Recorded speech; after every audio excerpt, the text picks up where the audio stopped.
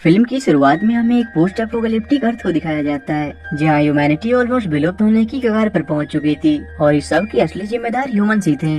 उनके आपस में युद्ध के कारण अब अर्थ रहने लायक नहीं बचा था, जिस वजह से समुद्री जीव जंतुओं को भी इस आपदा का सामना करना पड़ा था।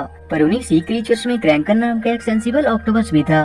उसने सी इनहेबिटेंट्स को बचाने के लिए कई क्रीचर्स को एक साथ यूनाइट किया और ओशन के बहुत नीचे मौजूद एक केव में ले गया, क्योंकि उस वक्त तक वहाँ सिर्फ वही एक जगह थी जो बाहरी दुनिया से सुरक्षित थी। वहाँ रहने वाले सभी जीव जंतु बहुत खुशी से रहा करते थे और क्रैंकन को अपना सेवियर मानते थे। क्रैंकन के मर्जी के बिना कोई भी वहाँ से बाहर नहीं जा सकता था और सभी उसकी इस आज्ञा का पालन भी करते थे। वहीं हम क्रैंकन के ग्रैंडसन डीप को देखते हैं, जो नेचर में बहुत ही क्यूरियस था। वो भी वहाँ के बाकी के जीवों की तरह हर बार स्लाइम खाकर बोर हो चुका था और चाहता था कि काश कभी उसकी ग्रैंडपा उसे बाहर जाने के लिए अलाउ कर दे। डीप के दो दोस्त भी थे, जिसमें एलिस नाम की एक श्रिम्प और ईवो नाम का एक एंगलर फिश शामिल थे।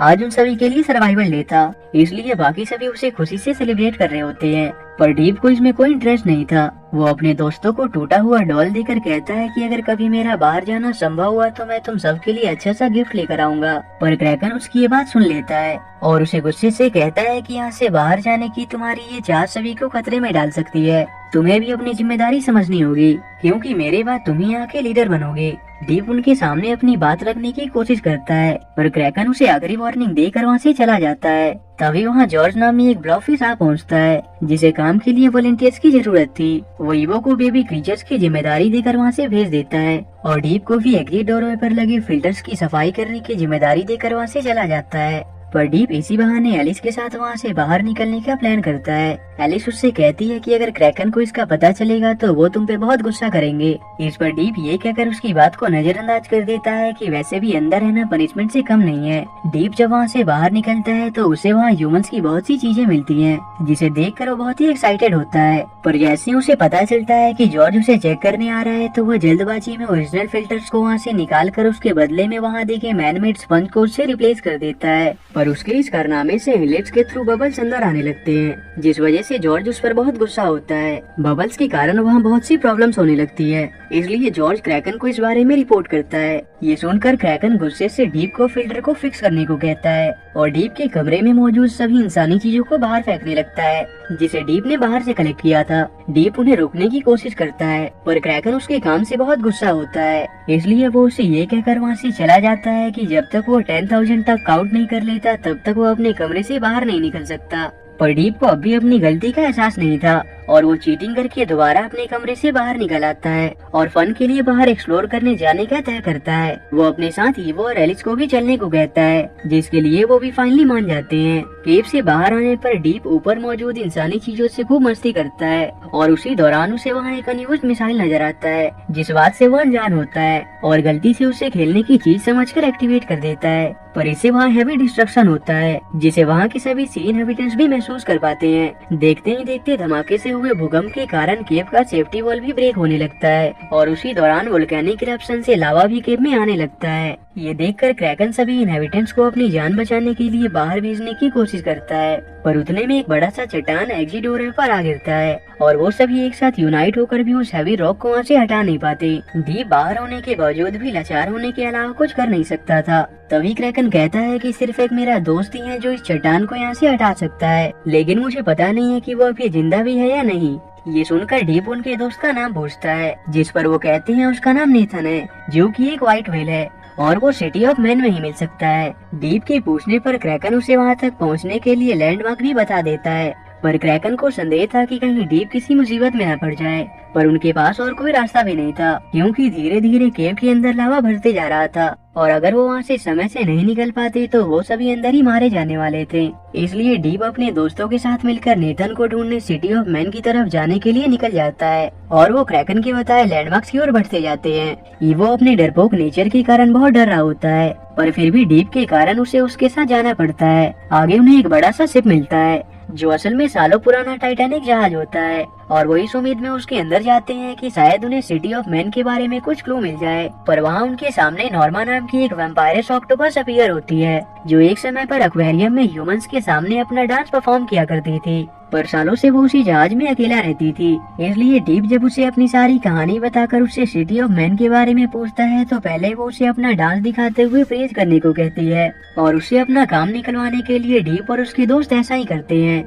और जैसे ही नॉर्मा उन्हें सिटी ऑफ मैन तक पहुंचने का रास्ता बताती है, वो सभी तुरंत किसी तरह से उससे बचकर वहां से निकल आते हैं। पर जिस दौरान वो नॉर्मा के बताए अनुसार आगे जा रहे होते हैं, तभी उन्हें एक ईल मिलती है जिसका नाम मोरा होता है। वो डीप के शिकार के लिए उसे जकड़ लेती है, पर जब उसे पता चलता है कि डीप यहाँ अपने फ्रेंड्स के साथ आया है तो वो इमोशनल हो जाती है, क्योंकि उसके कोई दोस्त नहीं थे।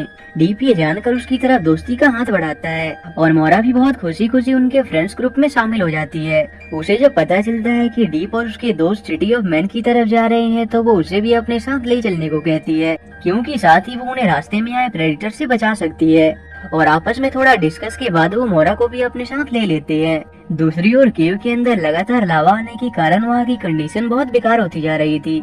वहीं आगे बढ़ने से पहले अधिक थकान होने के कारण डीप और उसके दोस्त एक जगह ठहरने का तय करते हैं और वो सभी थक कर वहीं सो जाते हैं। और आँख खुलने पर डीप और उसके दोस्त मोरा के पेट के अंदर होते हैं, क्योंकि मोरा गलती से नींद में उन्हें निगल गई थी।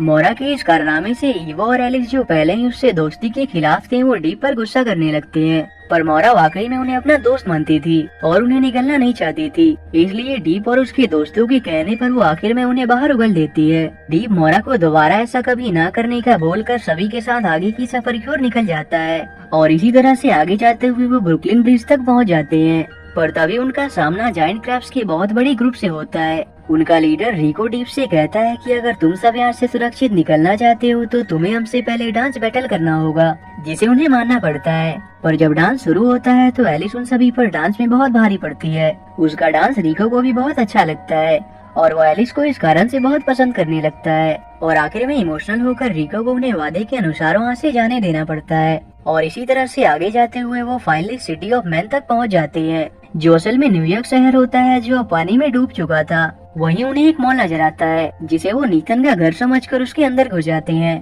अंदर उन्हें बहुत सी खेलने की चीजें मिलती हैं और वो सब कुछ भूलकर वहाँ खेलने में व्यस्त हो जाते हैं। पर तभी एक ऑक्टोपस को देखकर डीप को अपना असली मकसद याद आता है और वो नेथन की तलाश करते हुए एक सबवे स्टेशन पहुँचते हैं, जहाँ डीप को सालों से बंद पड़ी एक ट्रेन नजर आती है। लेकिन डीप की थोड़ी कोशिश के बाद वो चलनी शुरू हो जाती है। आखिर में ओवर स्पीडिंग से वो ट्रेन क्रैश कर जाती है, पर लकीली डीप और उसके दोस्त इसमें सरवाइव कर जाते हैं। पर तभी वहाँ मौजूद ज़ॉम्बी पिरानाज की बहुत बड़ी झुंड उनके पीछे पड़ जाती है, जिस कारण उन्हें बहुत मुसीबतों का सामना करना पड़ता है। पर एट लास्ट वो सभी पिरानाज को एक नेट में फंसा कर वहाँ से बच निकलते हैं। इसके बाद वो सभी एक खतरनाक वॉइड से होते हुए एक ओल्ड प्लेस पहुँचते हैं, जहाँ उन्हें एक शिप नजर आता है और उसके अंदर से उसका कमांडर बाहर आता है, जो कि एक पेमिन होता है और उसका नाम डार्सी था। उसके साथ उसके दो असिस्टेंट ल्यूक और हाल भी होते हैं। डीप डार्सी के पूछने पर उसे बताता है कि हम यहाँ नेथन की तलाश में आए हैं। इस पर डार्सी उनसे कहता है कि हमारे शिप के ट्रैकिंग सिस्टम के जरिए हम उसका आसानी से पता लगा सकते हैं। ये सुनकर डीप और उसके दोस्त बहुत खुश होते हैं और डार्सी के कहने पर वो उसके शिप में चले आते हैं। वहाँ जिस दौरान राल्फ उन्हें वहाँ का टूर करा रहा होता है, तभी वो उन्हें आर्क प्रोजेक्ट से जुड़ा एक वीडियो दिखाता है, जिससे हमें पता चलता है कि दरअसल ह्यूमैनिटी ने पहले ही ये पता लगा लिया था कि अर्थ पर बहुत बड़ा प्रलय आने वाला है, जिस वजह से उन्होंने बहुत रिसर्च और अटेम्प्ट करके ऐसे प्लेनेट के बारे में पता लगा लिया था जहाँ वो आराम से रह सकते थे। इसलिए वो अर्थ छोड़कर वहीं जाने का तय करते हैं, पर साथ ही वो अपने लैंड एंड सी क्रीचर्स को भी साथ ले जाने वाले थे। इसलिए उन्होंने 3 आर्क्स तैयार किए थे, जिनमें से आर्क 1 और आर्क 2 में वो इंसानों और लैंड स्पीसीज को ले जाने वाले थे और आर्क 3 से सभी समुद्री स्पीसीज जाने वाले थे, जिन्हें वो फ्लैश फ्रीजिंग के जरिए बिना पानी के ले जा सकते थे। पर जब ग्रेट फ्लूड आना शुरू हुआ तो सिर्फ आर्क 1 और आर्क 2 ही लॉन्च हो पाए और आर्क 3 जिसमें मरीन स्पीसीज मौजूद थे वो लॉन्च नहीं हो सका। इसलिए आर्क 3 को पहुंचाने की जिम्मेदारी अर्थ के उन्हीं 3 मोस्ट इंटेलिजेंट सी क्रीचर को दी गई थी और असल में वो तीनों डीप और उसके दोस्तों को धोखे से उस शिप में ले आए थे, ताकि वो बाकी मरीन स्पीसीज के साथ उन्हें फिर दूसरे प्लेनेट ले जा सके।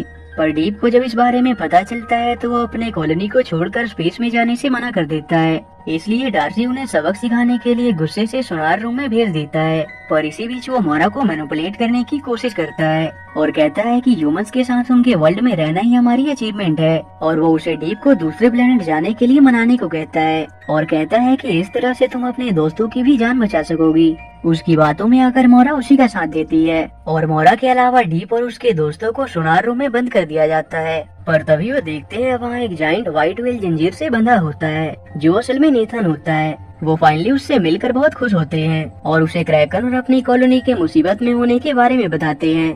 क्रैकन नेथन का बहुत अच्छा दोस्त था और कई बार उसने उसकी जान भी बचाई थी। उसे जैसे ही पता चलता है कि क्रैकन किसी मुसीबत में है तो वो तुरंत उस जंजीर से निकलने की कोशिश में लग जाता है। दूसरी ओर मोरा को जब पता चलता है कि डार्सी डीप और उसके दोस्तों को दूसरे प्लेनेट ले जाने के लिए फ्रीज करने वाला है, तो उसे लगता है कि इस तरह से वो मारे भी जा सकते हैं और उसे डार्सी और उसके असिस्टेंट्स का इरादा समझ आ जाता है।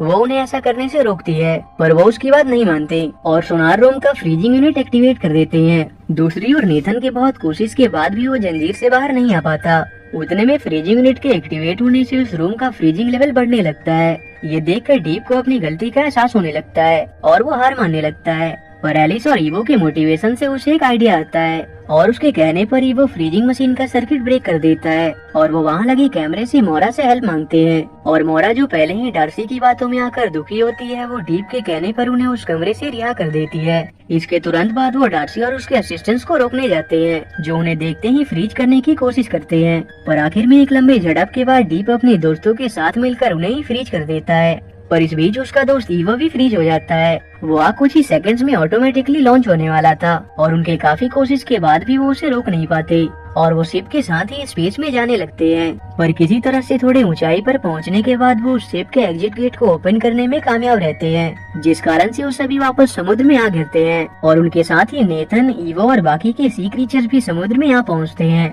और इस तरह से सभी क्रीचर्स आग के साथ स्पेस में जाने से बच जाते हैं। नेथन भी अब रिलीज हो चुका था, इसलिए वो और ज्यादा लेट ना करते हुए कॉलोनी को बचाने पहुंचते हैं। नेथन और क्रैकन सालों बाद एक दूसरे से मिलकर बहुत खुश होते हैं और फाइनली नेथन और डीप के कंबाइन एफर्ट से वो जायंट रॉक को वहाँ से निकाल देते हैं और सभी इनहैबिटेंट समय रहते उस केव से बच निकलते हैं। क्रैकन भी अब डीप की काबिलियत को जान चुका था और उसे अब उस पर कोई संदेह नहीं था और अब उनके पास रहने के लिए भी पूरा अर्थ मौजूद था। वो खुशी खुशी एक साथ रहने लगते हैं और अंत में डीप को अपनी मेट भी मिल जाती है और इसी के साथ ही ये मूवी यही एंड हो जाती है।